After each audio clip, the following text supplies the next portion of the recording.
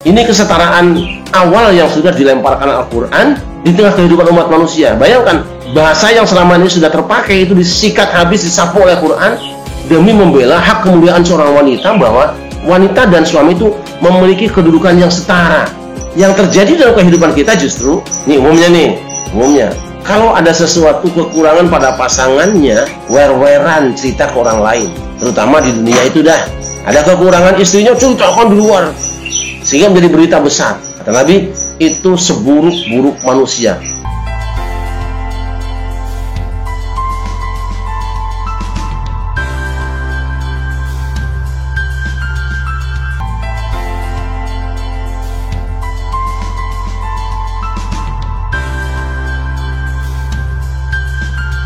Assalamualaikum warahmatullahi wabarakatuh. Alhamdulillah wassalatu wassalamu ala Rasulillah Sayyidina Muhammad bin Abdullah wa ala alihi wa ashabihi wa man tabi'ahu wa wala. Rabbi shrah li sadri wa yassir li amri wa hlul 'uqdatam min lisani yafqahu qawli. Subhanaka la ilma lana illa ma 'allamtana innaka antal alimul hakim. Amma ba'du. Yang terhormat Direktur Rumah Sakit Umum Daerah Serbo, yang terhormat Ketua DKM Masjid Suruh Salam Rumah Sakit Umum Daerah Serbo, dan hamba-hamba Allah yang dimuliakan. Tanpa terasa kita sudah hampir meninggalkan bulan suci Ramadan. Tentu kita berharap moga-moga semua ibadah, semua kegiatan yang kita lakukan pada selama bulan suci dicatat dan diterima sebagai ibadah yang mendekatkan diri kita pada Allah Subhanahu wa Ta'ala. Kali ini kita akan melanjutkan masih rangkaian ayat-ayat yang berhubungan dengan bulan suci Ramadan, yaitu ayat ke-187, 188. Mungkin dua ayat ini sekaligus kita garap supaya selesai di akhir bulan Ramadan ini. A'udzubillahi minasyaitonir rajim. Bismillahirrahmanirrahim. Uhilla lakum lailatas siyamir rafathu ila nisaikum hunna libasul lakum wa antum libasul lahun. Alimallahu annakum kuntum takhtanuna anfusakum fataba alaykum wa afa ankum. Fal'ana bashiruhunna wabtaghu ma kataballahu lakum wa kulu washrabu hatta yatabayyana lakumul khaytul abyadu minal khaytil aswadi minal fajr. Thumma atimmus siyama ilal layl. ولا تباشروهن وأنتم عاكفون في المساجد تلك حدود الله فلا تقربوها كذلك يبين الله آياته للناس لعلهم يتقون ولا تأكلوا أموالكم بينكم بالباطل وتدلوا بها إلى الحكام لتأكلوا فريقا من أموال الناس بالإثم وأنتم تعلمون. صدق الله العظيم. أعوذ بالله من الشيطان الرجيم. Bismillahirrahmanirrahim. Dihalalkan bagimu pada malam hari puasa bercampur dengan istrimu. Mereka adalah pakaian bagimu dan kamu adalah pakaian bagi mereka. Allah mengetahui bahwa kamu tidak dapat menahan dirimu sendiri, tetapi Dia menerima tobatmu dan memaafkan kamu. Maka sekarang campurilah mereka dan carilah apa yang telah ditetapkan Allah bagimu. Makan dan minumlah hingga jelas bagimu perbedaan antara benang dan putih dan benang hitam, yaitu fajar. Kemudian sempurnakanlah puasa sampai datang malam. Tetapi jangan kamu campuri mereka dan kamu beriktikaf dalam masjid. Itulah ketentuan Allah.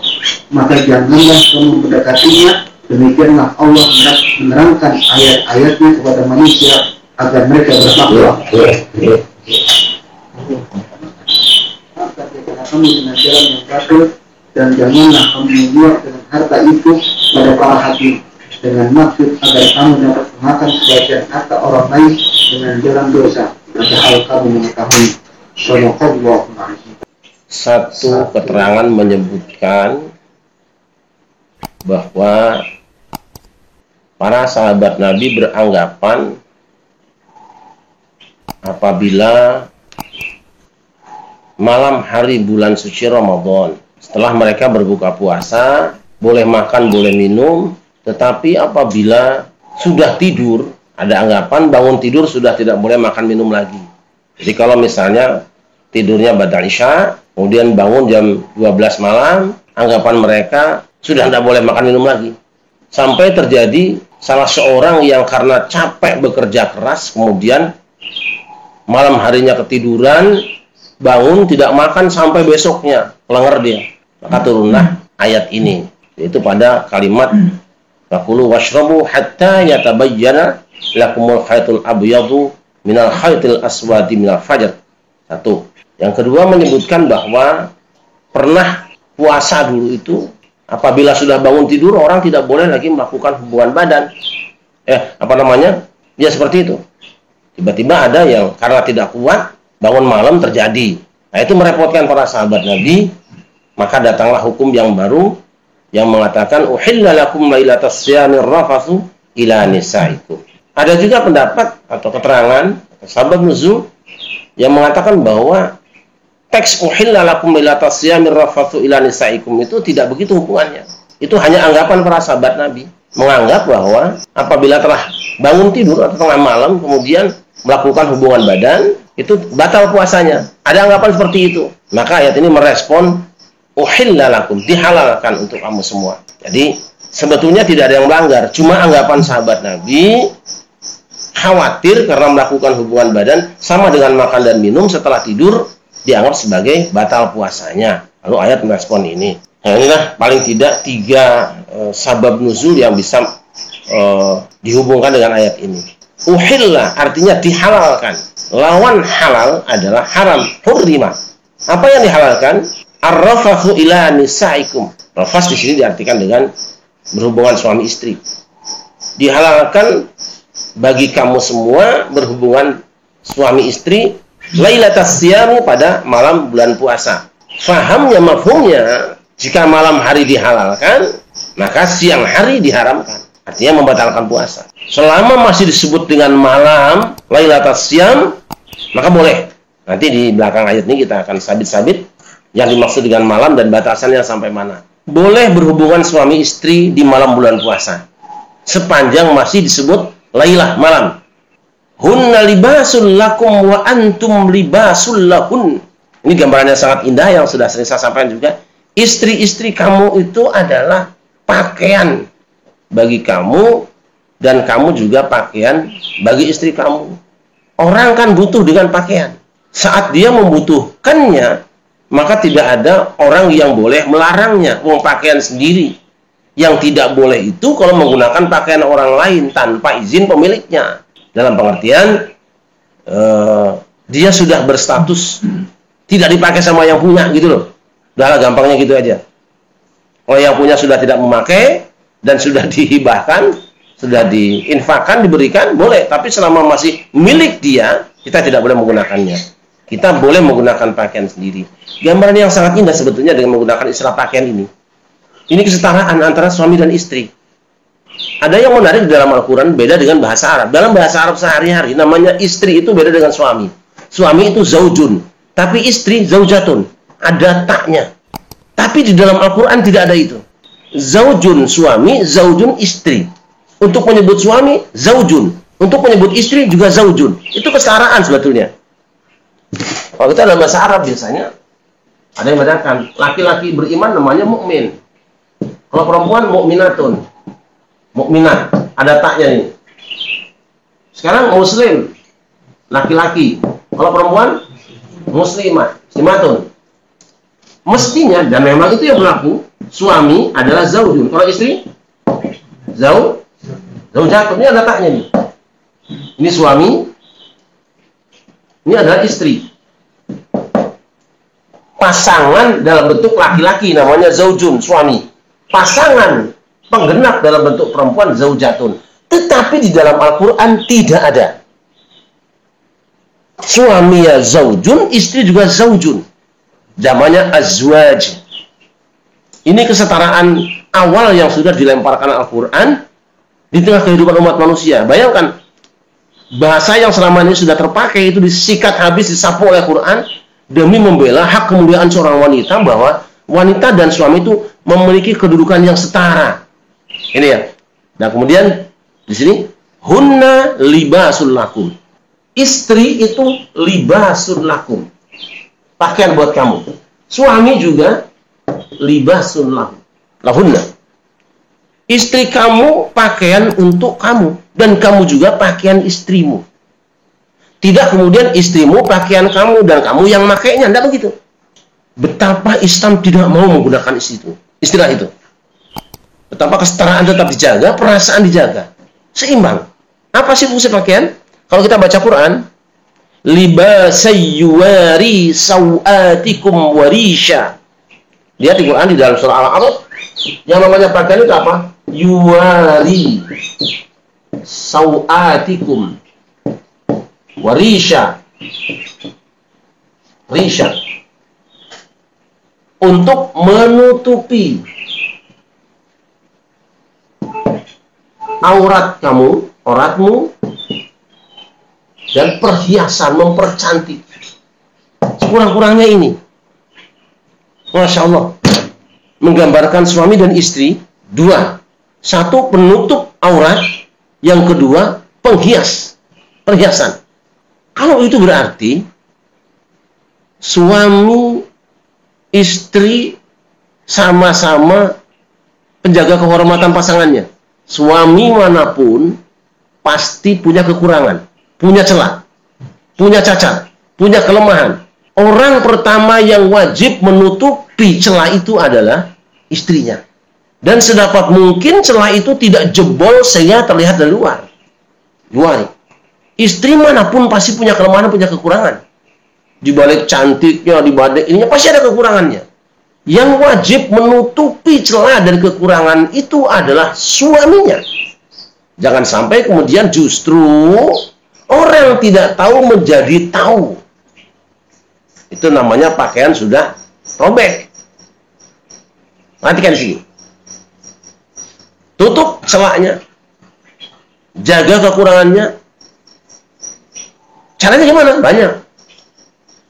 Satu, jangan pernah membicarakannya kepada orang lain secara lisan sehingga mereka tahu, oh suaminya punya kekurangan, istrinya punya kekurangan. Kedua, tampakkan rasa bangga kamu. Jangan pernah menampakkan kekecewaan terhadap pasanganmu di hadapan orang lain sehingga mengundang orang lain untuk tahu atau menjadi tahu.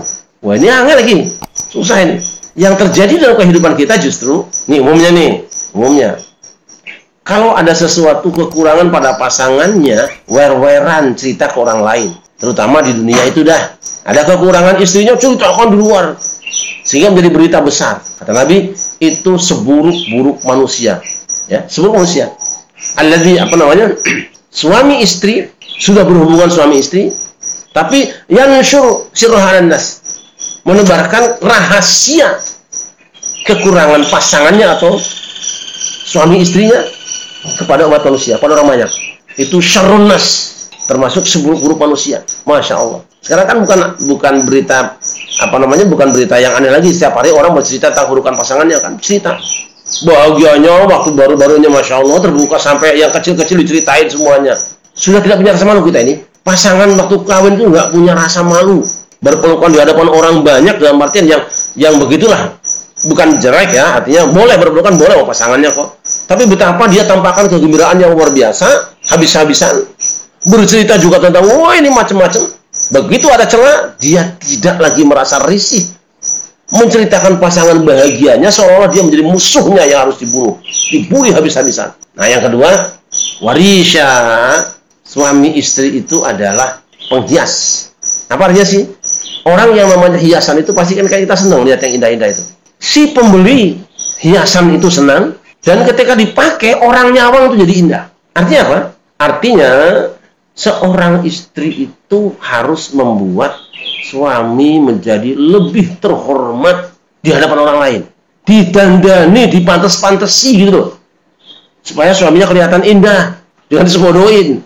Juga sebaliknya, suami bagaimana membuat istrinya dia tertarik kepada kita, senang dengan kita, dan kita membuat dia menjadi indah di hadapan orang lain.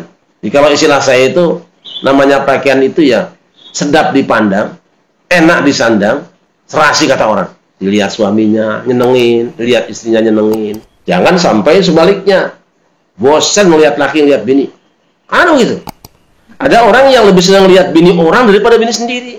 Sebab apa? Ini perhiasannya sudah tidak indah. Mulutnya sudah comberan, mukanya udah asem, ya kan? Permintaannya yang tidak-tidak. Kita nggak tertarik lagi. Maka masing-masing pasangan hendaknya berusaha keras untuk menjadikan dirinya sebagai perhiasan yang menarik bagi pasangannya. Dan jadilah perhiasan terindah hanya bagi pasanganmu. Ini tidak. Istri menghias diri karena mau kondangan. Suami dandan karena mau rapat. Tapi ketika bertemu suami istri, kadang-kadang pasangannya juga sih.